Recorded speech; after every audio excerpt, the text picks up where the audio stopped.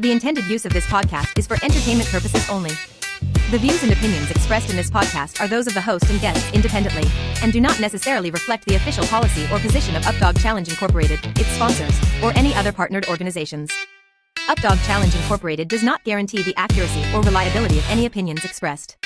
In no way should the information provided during the Sweet Spot and Updog podcast be considered veterinary, medical, legal, or professional advice. At all times, the advice of your personal professional should supersede any information provided, derived, or inferred from listening to this podcast. Ready, set, go.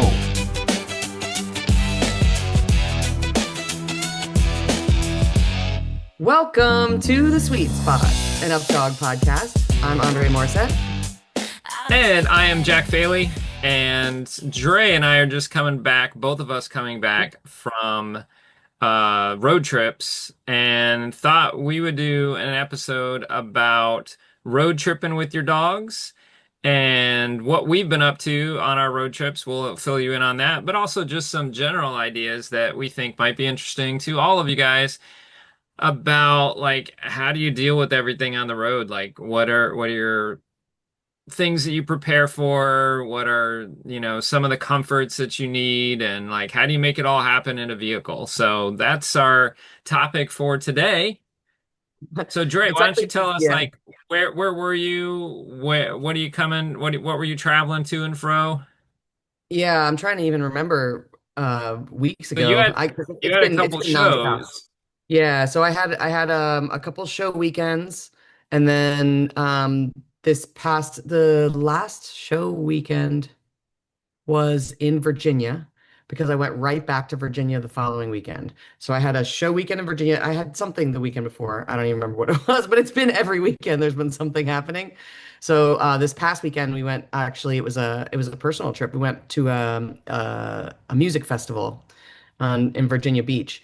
And usually when I'm traveling to dog shows to do any kind of performing, I bring my van and I camp in my van.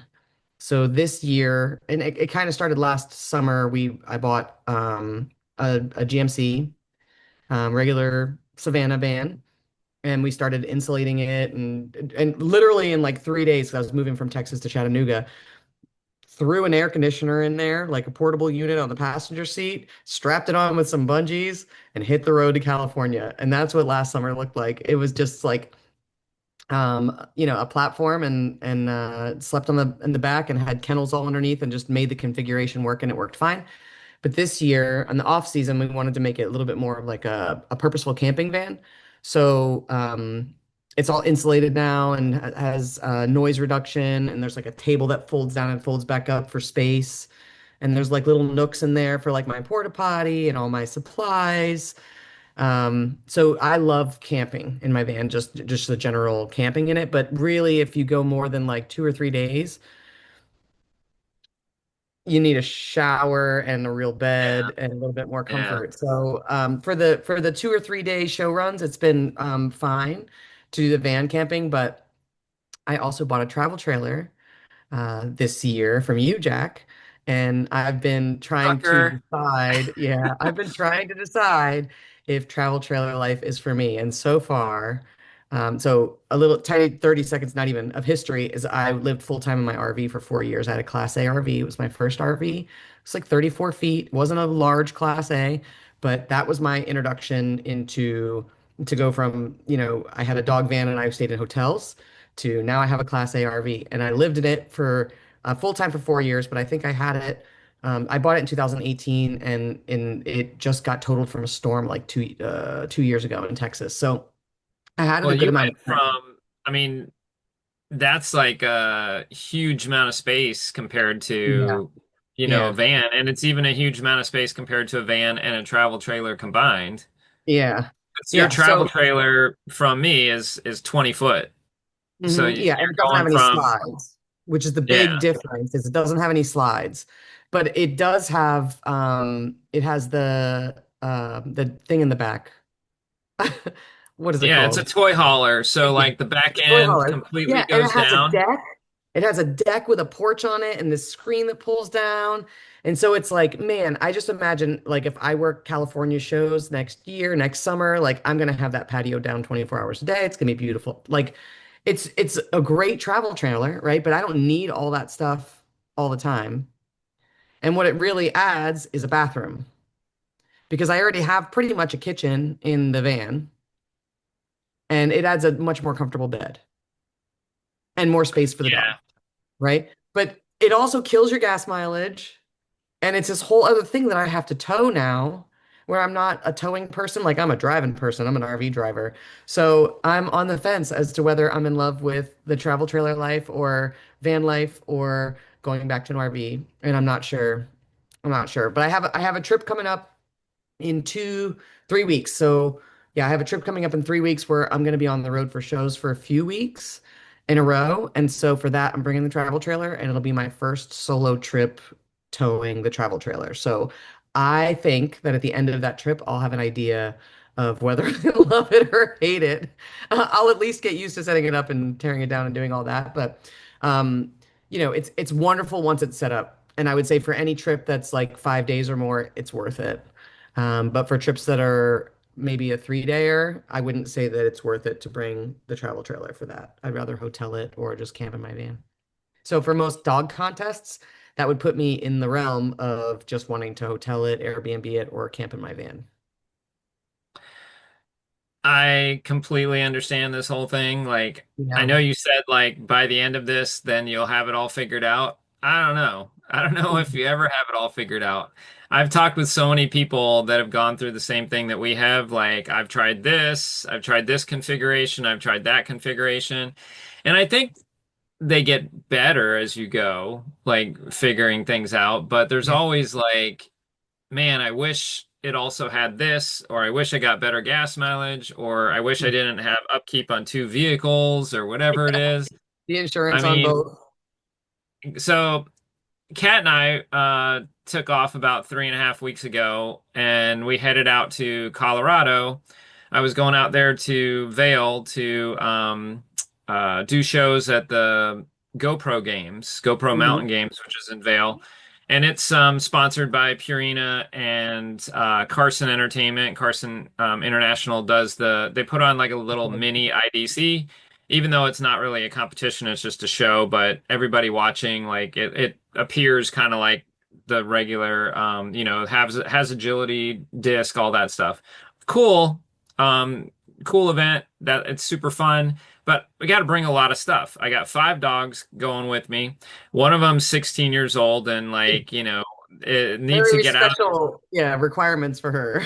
Yeah, it needs to get out of the van a lot, has special food, dietary things. So like, bringing 3 different dog foods on the road, making sure that we can have enough space to like, put together the canned food and all of Spice's meds and stuff like that. And so we just took the van. We did not take the trailer. Just because I didn't want to haul the trailer all the way It, out to it would have Colorado. taken you forever to get home at 55 to 60 miles an Yeah. hour. Oh my God. Exactly. That's the other thing with RVs or when you're pulling a trailer, like you're in the right-hand lane doing 65, at least you should be. Yeah. But when you're in the van, you can do 75, 80, whatever, and be fine, and you're getting better gas mileage. You're Yeah. stopping less, like Dre said. So like there's this thing about van life that's great that you can get places faster. You don't use up as much gas, you're not having to stop as much, all that stuff. But I can tell you, like, we have a bed built out in the back of our van, and we Hmm. have a flat space in front of the crates for another bed. Um, the bed's big enough for 2 people, but all of our crap was on it. Like, and we had like 3.5 weeks worth of stuff. Yep. After the GoPro games, we were going to my nephew Cody's The wedding in wedding. Glacier National Park. So it was like I had all my, doing dog stuff clothing, and then I also had to have wedding You were an clothing. officiant too, so you had to have like Right. real, Right. So I real had like nice my clothing. suit coat and a dress shirt and everything and different shoes. So like normally all that stuff wouldn't be in the van. And so it was super tight. in the van. And so it's very interesting. Like you said, I think you can get, at least for us, like Kat and I are both in our 50s. Don't tell anyone. But like it's if you we can both sleep fine in the van for probably 2 days max. Then, like you said, like I want a nice bed to sleep in. Yep. I want to be able to stretch out a little bit more and like Your let aches my and legs pains stretch. stack. They stack when you get a little older and you get a little inflamed in your joints. And the lubricant helps a lot with that. I was just gonna say I was sucking down the Lubricin the You're entire still gonna, trip. so was I this past week. Yeah, but it's more wear and tear on your body for sure. And I will tell you, in RV life, I didn't feel like there was as much of a fall off on the time lost to travel there as there is with a travel trailer. I feel like you can more easily go 65, 70 in an RV, especially an RV that's well maintained and drives well. Um, you can easily do 65, 70 in one of those the entire trip and not lose much time. You're not losing 3 or 4 hours off of a trip, Yeah. like you are with the travel trailer. I feel like the travel trailers are just more volatile with losing the sway in the back and people clipping it, that kind of thing. I feel like you have a little bit more purchase on the road with a RV. My own personal experience on that one. Yeah, I wouldn't disagree with that. Yeah, I think I'm more alert and like, you know, what is it, 10 and 2? Like white Like, knuckling it.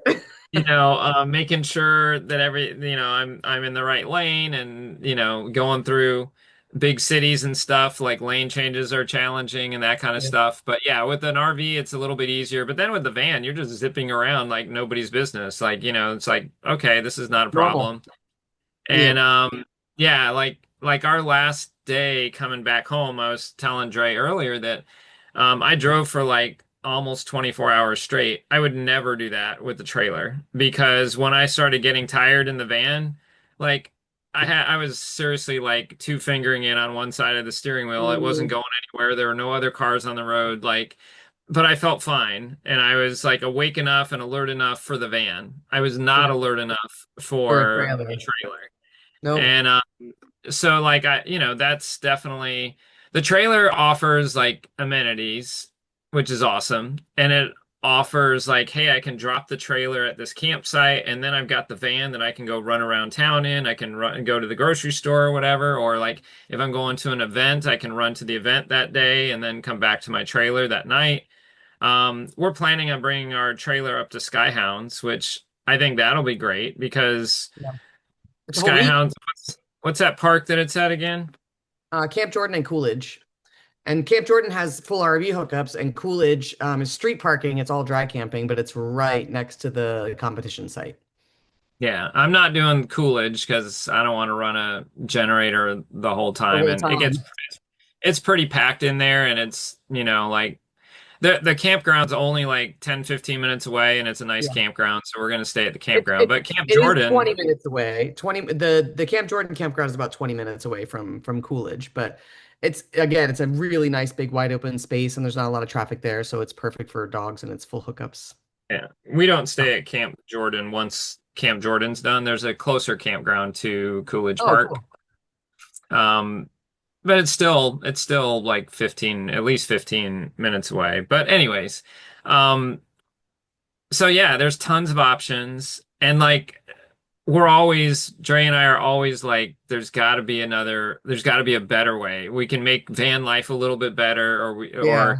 how do you make RV life, like just thinking of all the options, trying to figure out like how to make things a little bit better. When I got home, actually on the trip, I started talking to Kat about like I want to rearrange all the crates in the van and see if I can come up with some other configuration so Yep. that we could both be like on the ground On the floor bed. instead of up on the bed, one of us up on the bed and one on the ground floor.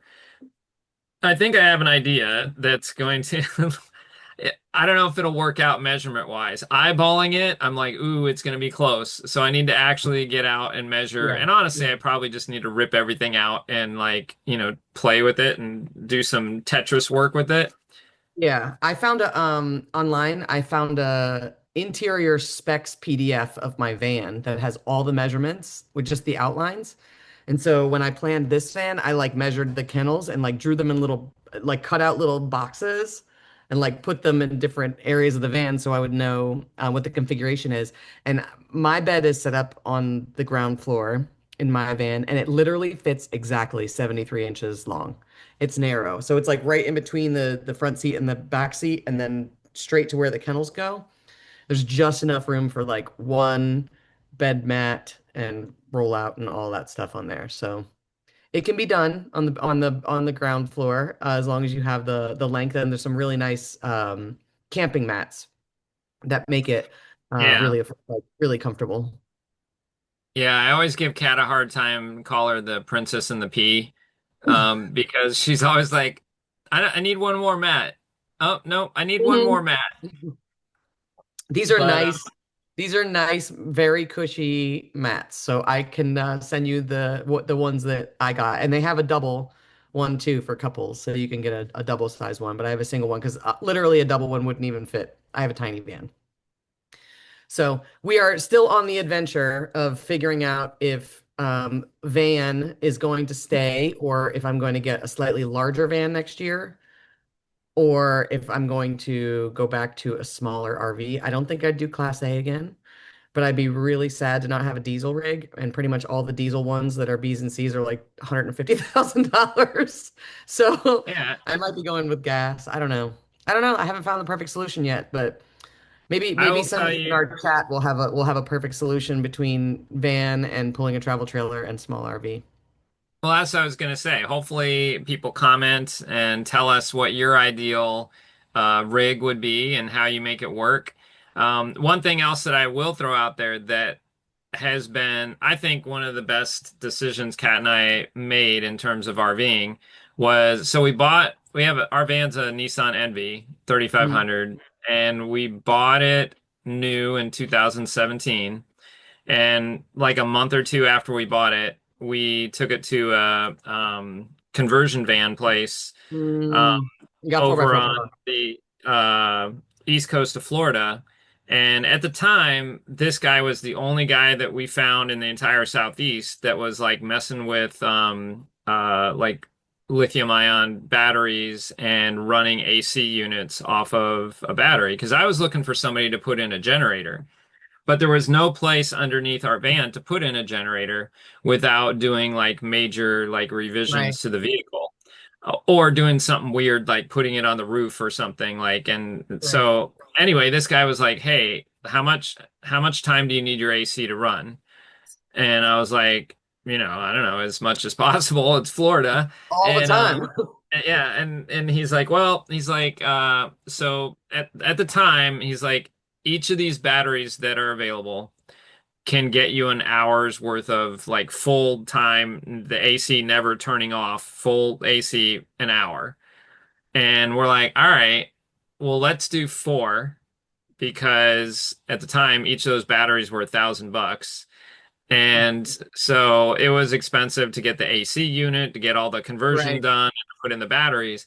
But literally, that was the best thing we ever did because very rarely at a show is our AC on all the time.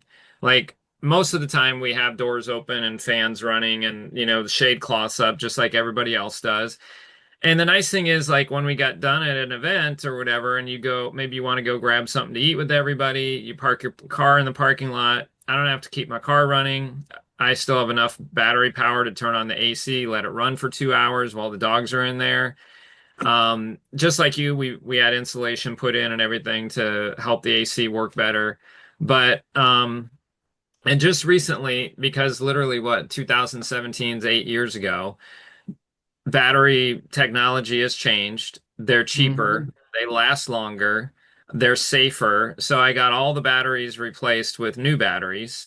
And now our AC unit can run for about 7 or 8 hours with the Wow. same amount of batteries. And the cool thing is that when we got it made, the when we first got the conversion done, the guy put in a 30 amp in so that we could plug the Yeah. AC into shore power, but he also put in a 30 amp out. So literally we can run our trailer off of our Oh, van battery. batteries. Yeah. Wow. So if we're in Florida and it's really hot, it's not going to be enough to run that trailer and cool it down for a cold night's sleep. But last year we went up the East Coast to Canada Mhm. and we were able to charge batteries while driving and then plug in the trailer and it ran the AC and the microwave or whatever in the trailer. Um, and it cooled the trailer down enough so that and in the evening it actually cools off up north a little Yeah. bit. So like it wasn't kicking on all the time. And we were able to like stay places without power, which was really nice.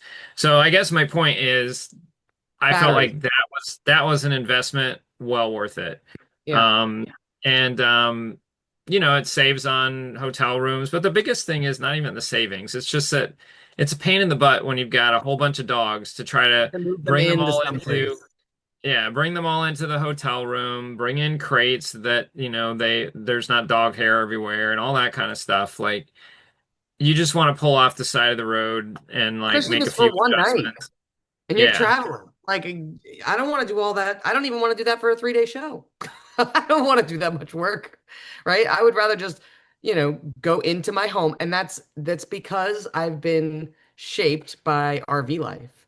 At the end of the day, I want to open my door and go into my home and be comfortable, right? So, you Yeah. know, I think it just depends on your tolerance for sleep comfort, amenities, space, how many dogs you have.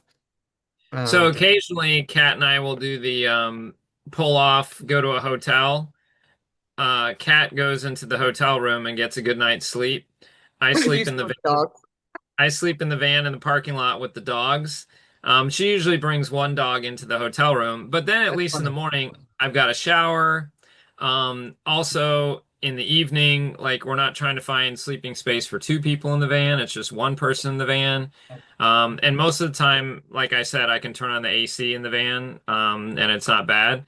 We found one hotel this trip. I can't remember where it was.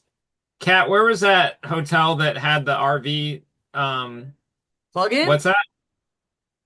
So in Kansas, it was a hotel that it was like, you know, it wasn't a chain hotel. It was just like it looked like an old West town. Yeah. Like hotel was like kind of like old Westy looking. And anyway, they had the hotel rooms and then they had like 10 RV spots right in the parking lot. So you could plug So in your van and have a room. yeah. Yeah, so Kat got a room, and then the RV spots were like $20 or something. Nice. Like it was like nothing. So I'm like, that was awesome. I wish there was Yeah. more places like that because that's perfect. Like, you know, Loves. For those of you who haven't discovered it yet, Love's travel stops, man. I've been hitting those since last year, last summer when they started popping up, and now they're everywhere. So like you can get full power. A lot of times you'll get discount on showers, access to their, bathroom and any kind of drink and coffee you want in the morning and breakfast and all that stuff. And it's about, $60 a night on average, I would say, to stay at a Love's. So I do a lot of that when I'm traveling, so that I can run the air conditioning at night and I don't have to run, I don't like bringing a generator and having to fill the yeah. fuel, get stinky gas all over me and have a And your gas tank in the back. generator's outside your van, and you got to Yeah. worry is someone gonna just unplug it and take it with them? Yeah. Yeah, so I'm not a real big fan of the generator maintenance, so I really like staying at Love's Travel Centers when I'm going from Yeah. A to B. And some of them are literally just a parking lot or a parking space in the parking lot, but there are Mhm. some that are really They have their own nice. separate ones, and they even have their Yeah. own amenities. They have their own private showers. They have their own Yep. ice machines. I would Yep. say maybe 1 out of 10 is like that. There aren't many that are like that yet. Yeah. But We maybe went to that's just where you're traveling. one in Georgia that was looked brand new, but it had a splash pad thing for the Wow. kids and everything. Yeah. It was Yeah, near that's definitely Tiffany. more of a destination than a traveling through. That's really cool. Yeah. Well, guys, we hope that we got your brains thinking a little bit. I know you've got stories from the road, hopefully some success stories of like, hey, this really worked well for me. We want to hear about them. should Dre and I be doing differently? Yeah. What would make our cross country travels easier? Let us know in the chat, and we hope that you're out there this summer hitting some Updog tournaments, some events. We And have the Dre we wants, have the I freestyle was just gonna royale say, going on go. right now. Yeah. We have freestyle royale going on right now. So every month through October, we have an online virtual freestyle contest. So there's no excuses for people not being able to get their freestyle points this year. If you want to just get your freestyle points, you can just jump in on the months till you get your freestyle points. And if you want to actually compete in the overall, so it's the scores that you get for each month submitting your rounds are cumulative for prizes at the end. And we do have novice, intermediate, and expert this year as a request. We have a middle division. So for all of you disc doggers out there that love a little friendly competition, and maybe you have like a backyard champion, because Jack and Cat had Groovy for a long time as a very, very talented dog, but just a dog that didn't travel well, didn't compete well in those environments. You can have great results just, playing with your nervous or anxious dog and competing in an online event. So we wanted to make freestyle more accessible for everyone, whether you're near a club or not, whether your club hosts or not, whether you're friends with the people in the club or not. Maybe they only host one time a year. Maybe everything else is too far away. Maybe your dog's anxious. Maybe you don't have time to hit your local club's thing. There are 6 separate opportunities for you to get freestyle in virtually this year for Freestyle Royale. So that's happening right now in June. Actually, we just cut it off yesterday. So all the submissions are in, and the judges are going to be judging this week. And then next week, we're going to open it up for July. So for anybody wanting to get out there and get some freestyle points, and maybe you don't have a freestyle event on your radar, or you want to work on some new stuff at home, join Freestyle Royale. Dre, off top of your head, what is the deadline for July? Do you know? I can tell you right now, it's always going to be the third Monday of the month. So July is going to be the 20th, will be the cutoff at midnight. So you'll have Okay. from July 1st till the 20th at midnight to film and submit your videos. And then the judges will judge from the 21st through the 31st. And that will be our judging window. And so you'll have the results sometime at the end of that judging window. And then we'll start the next month. So there's one round per month up to October. And then for October, again, we do Freestyle Crown every October, and that will not be changed. It'll be the same as it usually is. It'll be 2 rounds, one criterion, one performance, and we'll have lots of cool sponsors and prizes. And it's the culmination of the Freestyle Royale. It ends with Freestyle Crown in October. But it does count, those two in the Freestyle Crown count They count towards the towards the series. series as well. Yep. Yeah, and Okay. basically it's your best 5 scores. So if you only play 5, all 5 will count. If you play all 6 rounds, the lowest one will drop. If you play 4, your best 4 will count, and then whatever points you get in there. So don't get discouraged if you don't play all of them. Not everybody's going to play all of them, and not everybody's going to win all of them.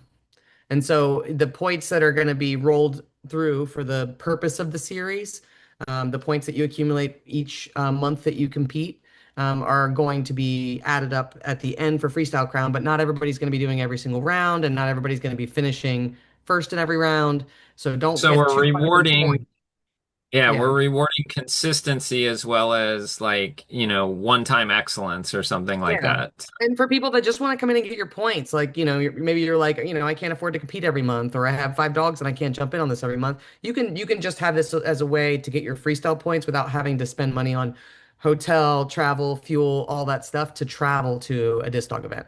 We do want you to still travel to your disc dog events and support your local clubs, but there's tons and tons of people that we hear all the time that just don't have regular accessibility to play freestyle.